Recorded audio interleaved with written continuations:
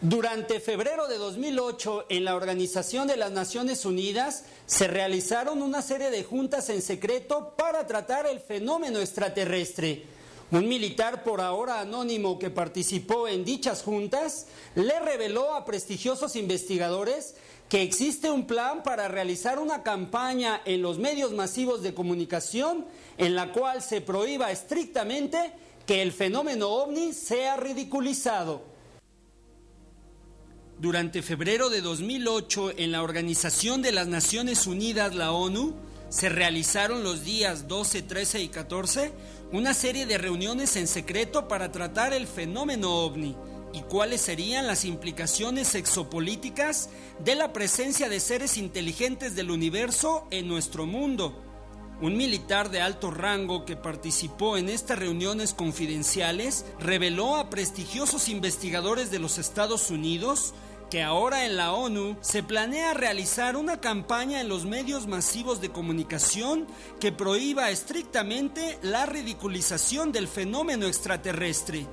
El experto en política internacional y resolución de conflictos, el Dr. Michael Salla, confirmó en su sitio web que efectivamente acontecieron estas reuniones en secreto para tratar el fenómeno ovni extraterrestre y señala que un militar de alto rango que por ahora prefiere no revelar su nombre es la fuente anónima de esta información.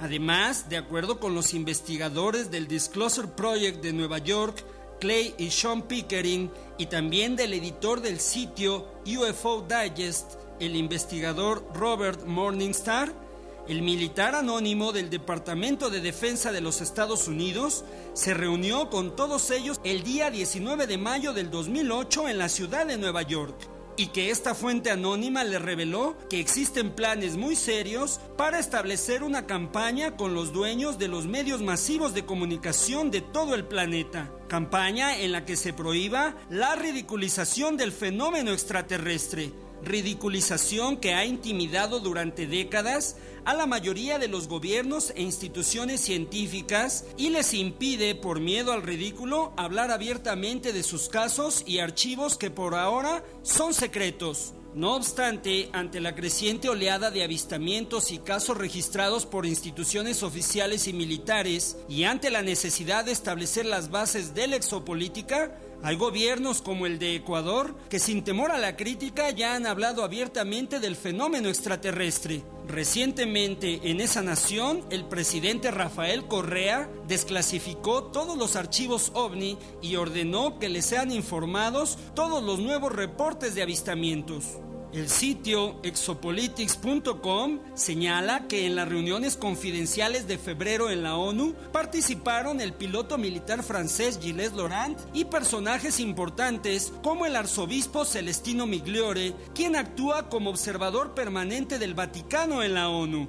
La participación del nuncio papal en estas juntas permite visualizar la estrategia del Vaticano para ir acostumbrando a sus fieles al tema de los seres extraterrestres. Así pareciera confirmarlo la reciente declaración del director del Observatorio del Vaticano, el padre José Gabriel Funes, quien afirma que los extraterrestres deben ser considerados como hermanos de la creación. Y ahora la ONU planea eliminar de los medios de comunicación el factor ridiculización para alentar a los gobiernos e instituciones científicas a investigar el tema públicamente, lo cual implicaría eliminar también las estrategias de ocultamiento y manejo de información establecidas por la Agencia Central de Inteligencia, la CIA de los Estados Unidos. Una de estas estrategias es el Panel Robertson, el cual fue establecido desde 1952 con la consigna de impedir la difusión e investigación de los eventos OVNI.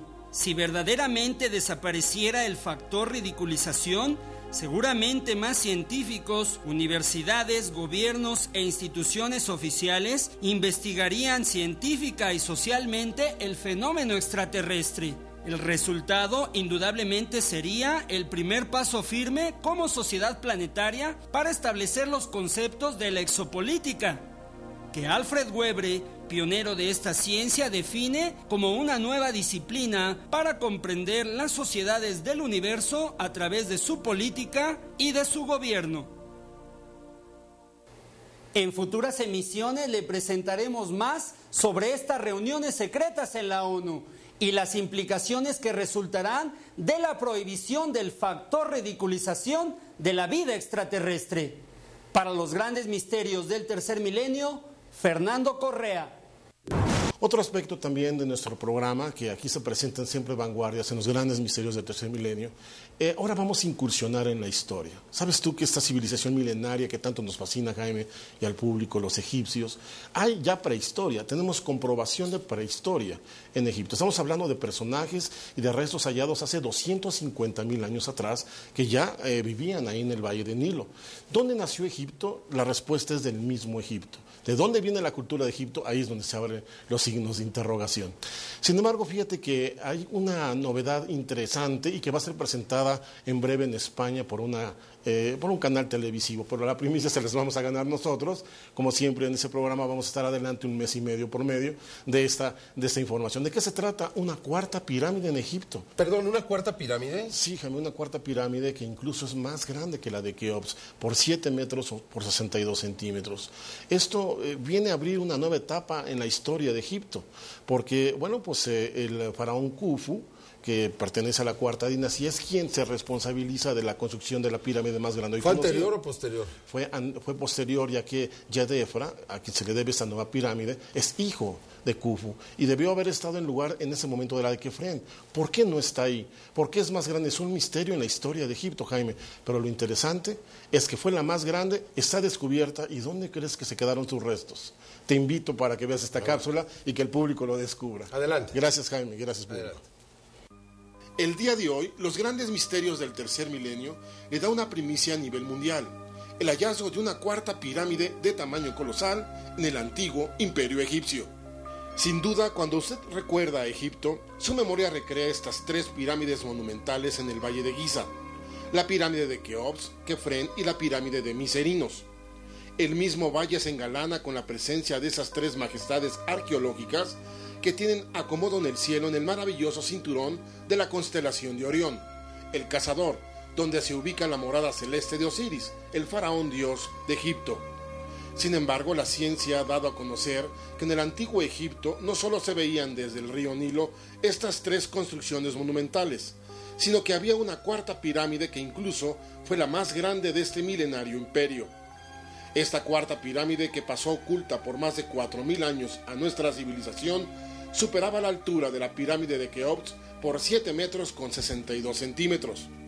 Esta pirámide, que fue la más alta y la de mayor magnificencia, fue construida por el faraón Yedefra en el año 2556 a.C. La ubicación de este histórico hallazgo es en Abu Rabash, a pocos kilómetros de la ciudad del Cairo. Su descubrimiento ha sacado a la luz una gran parte de la historia de la cuarta dinastía faraónica, así como valiosa información sobre cómo y de qué manera se llevaban a cabo las luchas por el poder del milenario imperio. Su descubrimiento también aportó valiosísima información sobre la construcción de las pirámides, desmistificando el misterio y abriendo puertas para entender mejor a esta maravillosa civilización. Al día de hoy, los restos de la pirámide del enigmático Yedefra no se levantan a más de 10 metros del suelo. Está ubicada en una colina de Abu Rabash, en una zona que se encuentra militarizada con acceso restringido. Pero entonces, ¿dónde están la mayoría de los más de 2 millones de bloques que le daban cuerpo a esta misteriosa y gigante pirámide? La respuesta fue descubierta en la misma ciudad del Cairo, ya que se comprobó que la materia prima que se utilizó para construir los inmuebles de esta ciudad fueron tomados de esta cuarta pirámide.